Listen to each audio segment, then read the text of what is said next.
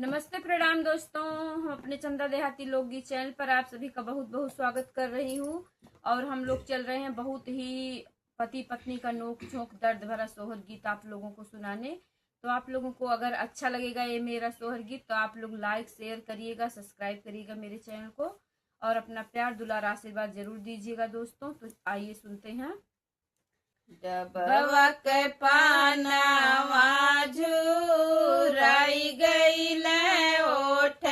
को मिलाई गईल ओठ को मिलाई गईल हो सासु खैर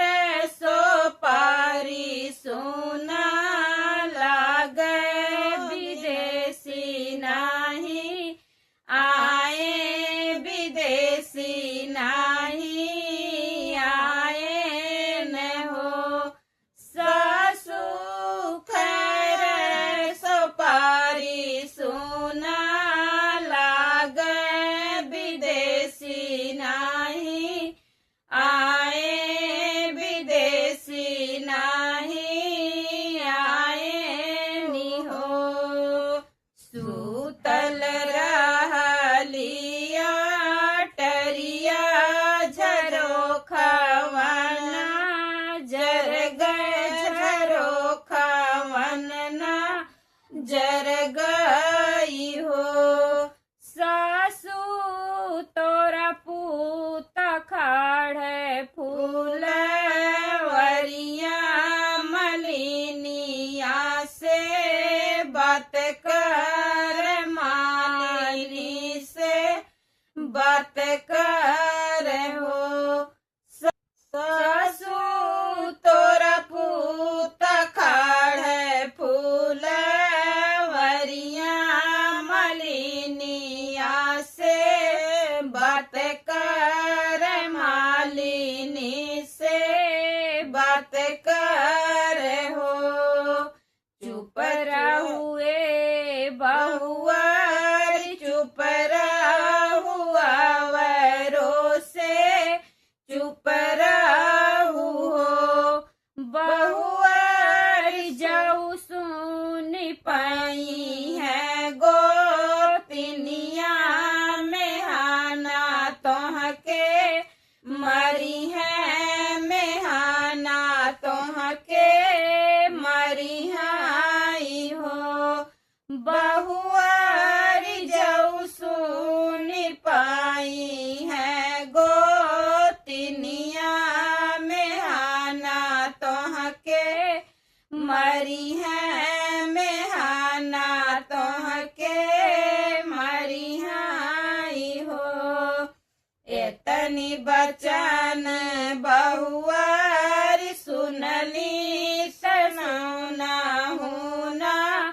पावन सुना हुना पावाई हो बहुआरी एक गोड़ धैली चौखटवा दूसर चौखट बाहर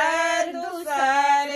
चौखट बाहर हो बहुआरी एक गोड़ धैली चौखटवा दूसरे चौखट बाहर दूसरे चौखट बाहर हो बहिनी तीसर गोड़ धैली फूला वरिया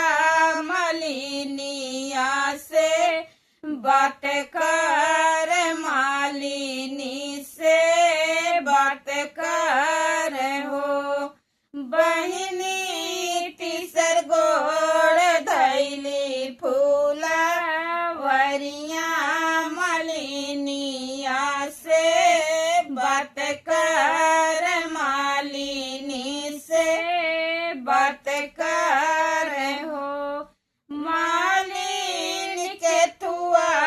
कैसे जिया लगायू तकाऊ छित रायू तकाऊ छित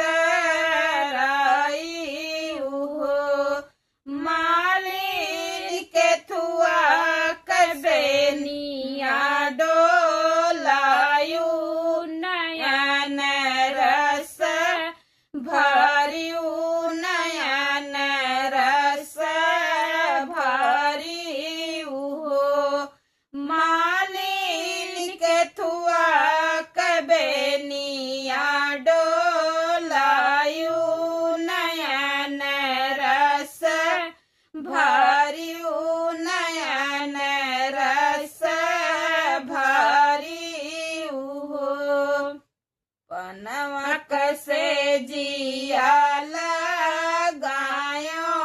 त फूल छित रायो त फूल छित राई लहो रानी अचरे से बेनिया डोलाई नयन रस भरियो नयन रस भरियो हो रानी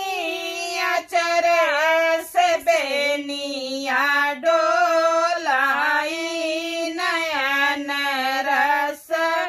भारी नयन रस भारी